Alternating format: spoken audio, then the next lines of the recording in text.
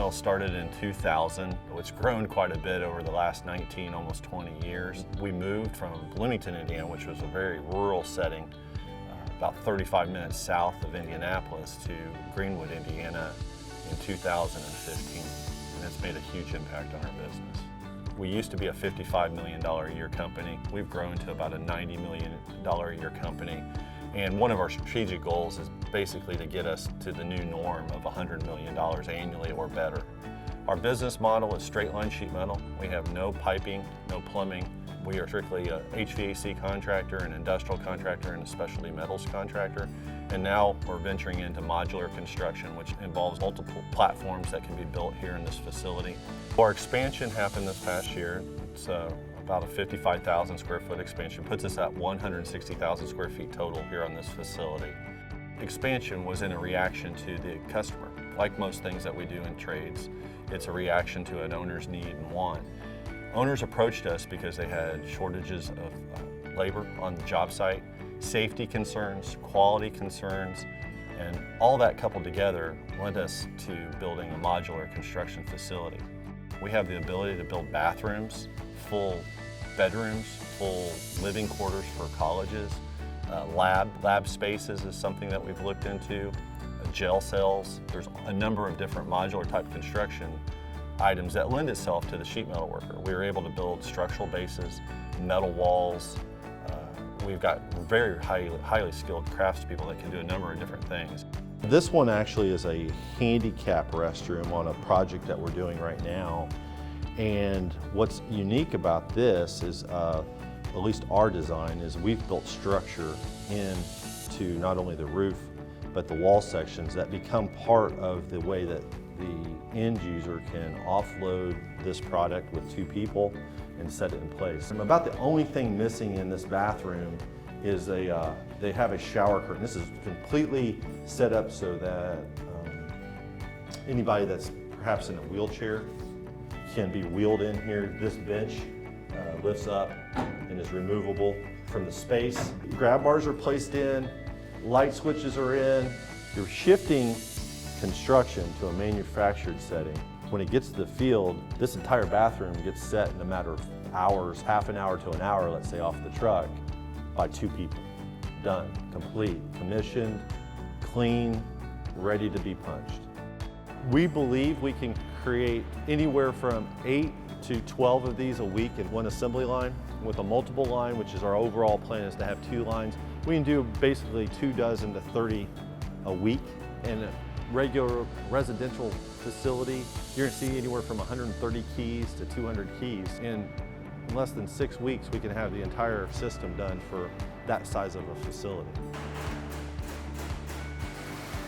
One of the things I'm doing here is trying to make sure our core business stays solid, make sure it stays in a growth pattern like it has for so many years, and not allow the modular side of the business to conflict and distract from our core business.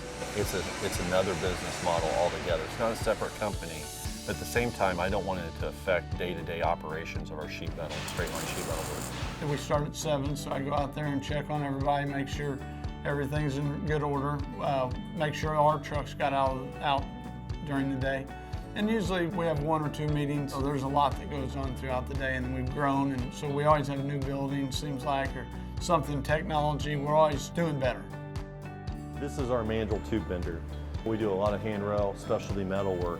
What this does for us is takes a complex bend and allows us to do it with a one-piece pipe. This unit will take that full 21-foot piece of pipe, draw it into the mandrel, and it'll do that 90-degree for us.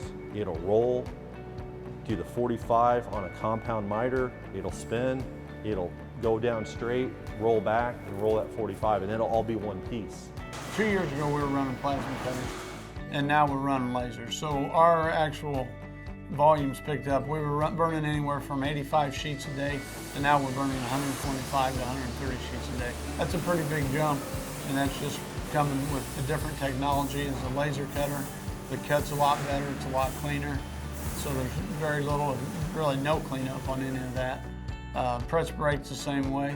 Instead of having a guy out at the machine programming it, we're able to send the stuff direct to the press brake, and the guys are able to just turn on the machine, hit, job 382, it's already in there, they start pumping, hitting the pedal, and it's ready to go. Obviously, a huge accomplishment for us was putting it on a move of a sheet metal shop from a 72,000 square foot facility into a 110,000 square foot facility. We did that without missing a beat. About that same time, coupled with the move, the new location, the new facility, we joined a national peer group through relationships through SMACNA.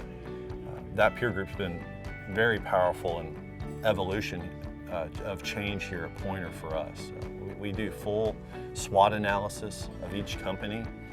We have what they call peer reviews. So each company comes here with 2 to 3 employees of various employment levels. If, for example, I want them to look at my CAD department, they'll bring their CAD manager, perhaps their project management leader, and the principal of the company comes. We spend 3 solid days doing a deep dive on each business. Those deep dives are invaluable, especially if you use what recommendations come out of those. This project controls group didn't exist before we joined the peer group. It was a recommendation of our peer group that we took, used their recommendation, put a spin on it, and created an entire group that's helped our profitability and productivity of our company. Project Controls started about 2.5 years ago, maybe 3 years, and it was kind of my side project. So I was a traditional project manager, really intrigued by the push of tracking and following those analytics. So I started doing things on my projects, doing things with ordering equipment and scheduling, and it started to snowball to help the field keep things going and keep everyone kind of on a same file structure and process. And that way every job is the same. That's really the main goal. And then corporate-wide too, we're providing analytics to monitor these projects. We're not just shooting in the dark.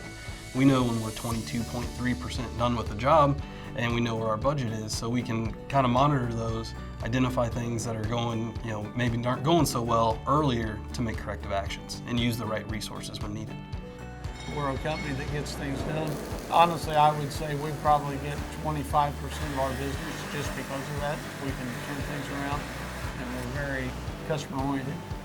What I tell clients is we're all things metal. If you've got something out of metal, want it fabricated, installed, or just fabricated, whatever you need, we'll do it. If it's out of metal, no matter the shape, the weight, the size, the scale, we'll fabricate it and make it for you. It doesn't matter what it is or where it goes, we'll fabricate it and install it for you.